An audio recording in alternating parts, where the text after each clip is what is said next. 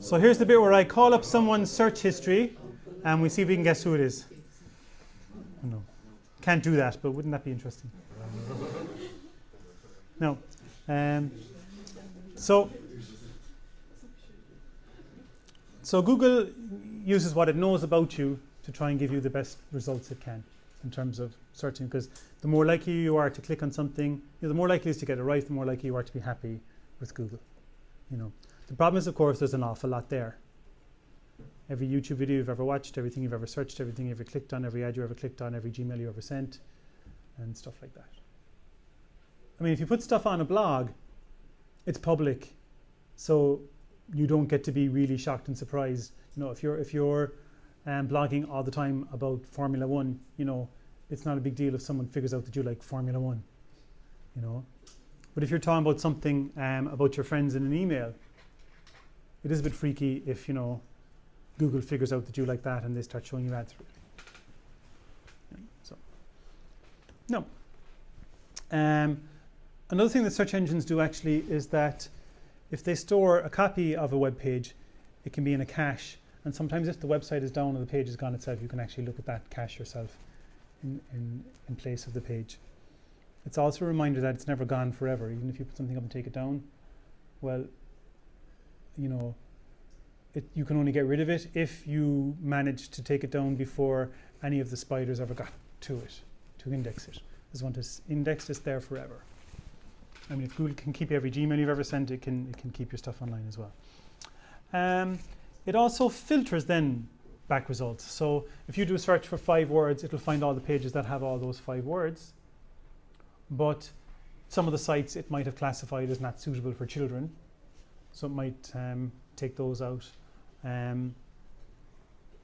Or it might decide that you don't speak Slovak, and so there's no point in showing you pages in Slovakian or Slovak. Okay. The most interesting thing, though, is that the ads Google can show you then as a result of everything it knows about you. And this is how Google makes its money. So if I was a manufacturer or even a shop, let's say I'm a shop in Cork that has replacement hard disks for MacBooks. Okay. I could put a load of advertising on the buses around Cork. I could be like, the hard disk store or whatever. And so anybody wandering around Cork who's, of a mind to get a new hard disk for their machine would see on the buses that, I have the hard disk store, number 1 Patrick Street or something.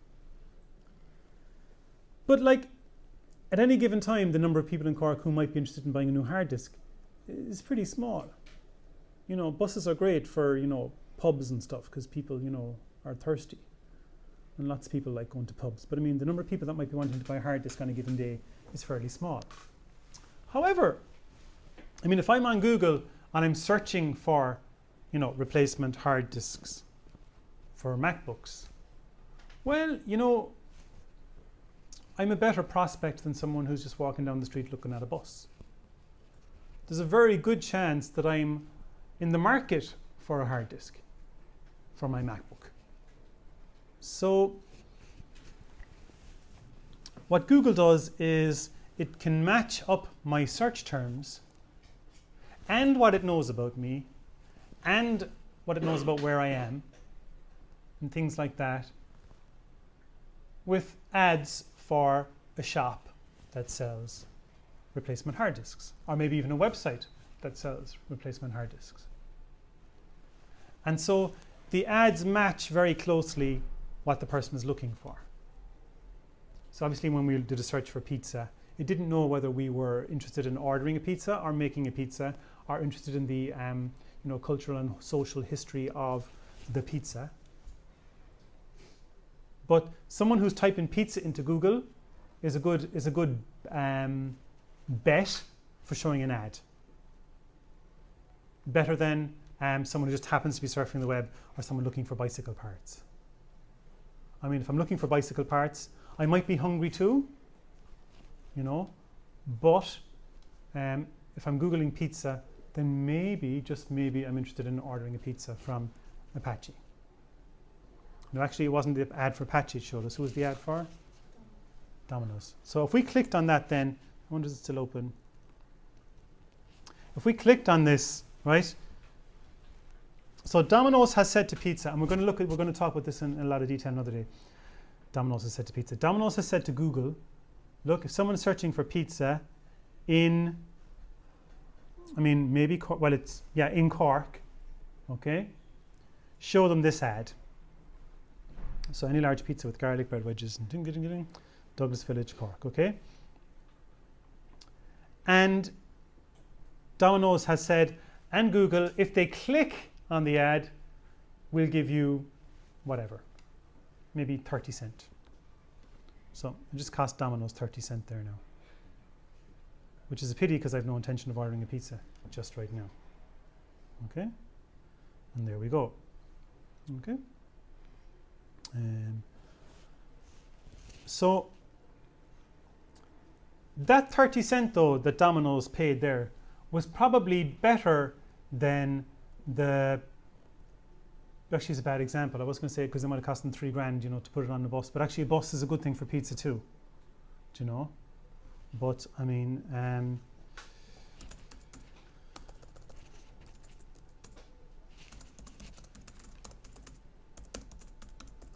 always wary of doing searches in classes in case God knows what comes up. Okay. Now, so macupgrades.co.uk, right, has said to Google, if someone does a replacement hard disk MacBook search, show them this ad. Now, if I click on that, it'll cost them whatever, 20 cents or something. It wouldn't have made sense for them to advertise on buses of Cork. It would have cost a lot of money, and not everyone in Cork is looking for a replacement hard disk when they see the bus, but most people searching for a replacement hard disk MacBook are in the market for that. And so that matching up of people is how Google makes its money, because it does such a good job of that. Okay, now I want to talk very briefly now just about some of the advanced searches you can do. Okay, if you do a regular search where you type in 5 terms, Google will come back with all of the pages that have all of those 5 terms, and then if there's not that many, it'll come back with all of the ones that just have any 4 of them, and then maybe any 3 of them, depending. Okay, but you can be much more specific if you want. So sometimes if you want a very specific thing, there are things you can do. Different search engines, though, have slightly different syntax. So we're just looking at the Google syntax. Okay. So if I do site:/IE Cork Colleges minus sports, that's saying to Google, I'm only interested in, well, look for websites that end in .ie. Now, actually, if there are very few other things meet my criteria, it might show me more things that don't meet the criteria. But certainly the ones that end in .ie will be up the front there. Okay. Both of these words must appear on the page if possible. So when you say Cork Colleges, you're really saying to Google, show me all the pages that have Cork and have colleges. If you say nothing, it's an and. But suppose I'm not interested in sports. If you say minus sports, it'll take out all of the pages that have sports, the word sports in the page. And that can be really helpful, actually, if you know what you're looking for, but also know what you're not looking for. Because then you can discount all of the stuff you don't want fairly quickly. So if I was not looking for a pizza recipe, I could do pizza minus flour, and you'd be pretty sure that I would be getting rid of all the recipes. There's some flour-free recipe for pizza, which would be worth seeing. Now, generally when you type in words, it's going to find all of the words that are there, if it can. You can also type in a specific phrase. This is beloved by lecturers all over the world. So if you get an essay where something looks a bit out of place, you can just pop that into Google around quotes, and you can find where it came from. And you'd actually be surprised how few places you'd find something. So you just put it in quotes and you can find an exact phrase, which is very different from finding all the words, you know. Now, you can also do R's, which is very useful. So, like if you do, you can do Cork or Dublin or Belfast. So if I could say Chinese restaurant, Cork or Dublin or Belfast. And I do that in such a way, and I'd have to use brackets, that it would find me all the Chinese restaurants in Cork or Dublin or Belfast. Whereas if I just did Chinese restaurant, Cork, Dublin, Belfast, it would look first for all the ones that are in all places. So maybe a chain or something now. We don't have any Chinese restaurant chain. Well, actually that place, that doesn't matter. Digress. Okay. So you can, if you just put in terms without any Boolean stuff, it'll assume them to be ands. Okay. So here we could say, for example, if we type in degree in computing, Cork bar Dublin bar Belfast, what it'll see is, find me all the pages that have degree and in and computing and Cork or Dublin or Belfast. So let's say you don't want to go to Galway. Too small. Or they don't have the pizza you like. Okay, so you can be very, very specific about what you want. Let's say you were doing searches for CIT and it kept coming back with that Virginia Center for Innovative Technology, and that was starting to annoy you a bit. You could do your searches CIT blah blah blah blah blah blah dash Virginia, and then anything that had the word Virginia in it wouldn't be included.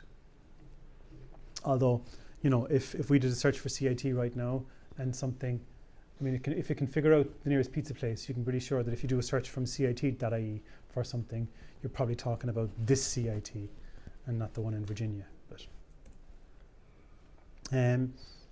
you can also say that a specific word or phrase must be in the page.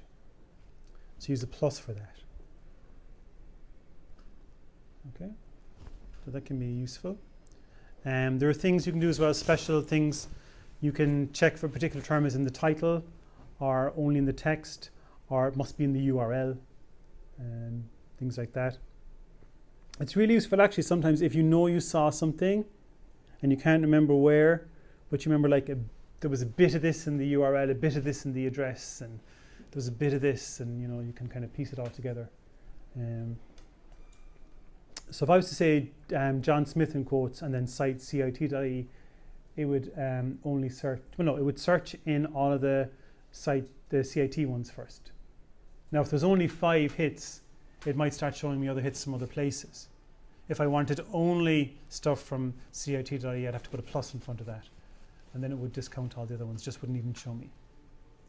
Do you think this would show you my CIT?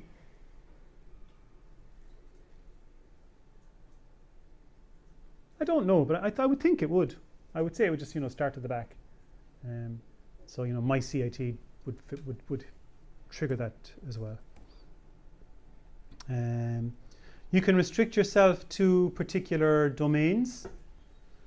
If you use the site element though in a search, if you're using that, you must also have some other searches. You know, if I was to say site :IE, I'd just be looking for every site in Ireland. I mean, that's, you know, that's just stupid. You can also find things that are related, and that'd be an interesting one if for our first search there where we had where's it gone? We did Cork colleges. I mean, there's no word college in CIT, Cork Institute of Technology. So you might need to do a related search, and then it would search for terms that are related to that, or we could even search for sites related to that. But also I would imagine it's just smart enough to know that CIT is actually a college anyway. You would figure that out without us. You can have a wildcard, an asterisk, what do we call that? Star. You can use that for wildcards if you want. That can be useful. So various options there. Any questions on any of that? Great stuff, so guys. See you next time.